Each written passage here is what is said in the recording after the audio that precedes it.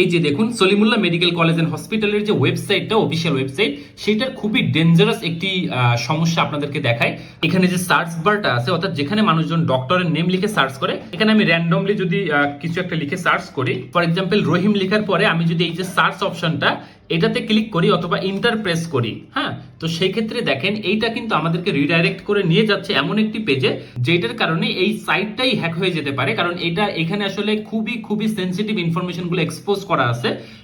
কারণ হলো আপনার এই যে ওয়েবসাইটটা, যদিও এটা একটি রানিং এবং পাবলিক ওয়েবসাইট, কিন্তু এইখানে যারা ডেভেলপ করছে তারা এই সাইটের ডিবাগ মোড যেটা, সেটা আসলে ডিসেবল করতে ভুলে গেছে হয়তোবা। কারণ ডিবাগ মোড শুধুমাত্র এনেবল রাখতে হয় যে সাইটগুলো ডেভেলপমেন্টে থাকে। কারণ ডিবাগ মোড যদি আপনার এনেবল করা থাকে তাহলে পাবলিক বা যে কেউ কিন্তু এই ধরনের খুবই সেনসিটিভ ইনফরমেশন কিন্তু পেয়ে যাবে। আর সবচেয়ে বড় ব্যাপার হলো সার্চ কোয়েরির যে ফিল্ড, এখানে ইউজুয়ালি আমরা আসলে গেট মেথড ইউজ করি, বাট ডেভেলপার এখানে কেন জানি পোস্ট মেথড ইউজ করছে, যেটা আসলে দরকারই নাই।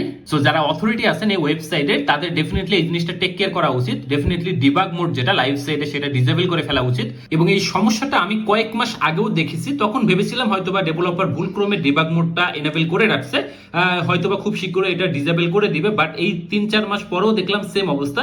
এই কারণে আসলে মূলত ভিডিওটা বানানো। এরকম নিত্য নতুন আপডেটস পেতে আমাদেরকে সাবস্ক্রাইব বা ফলো করুন।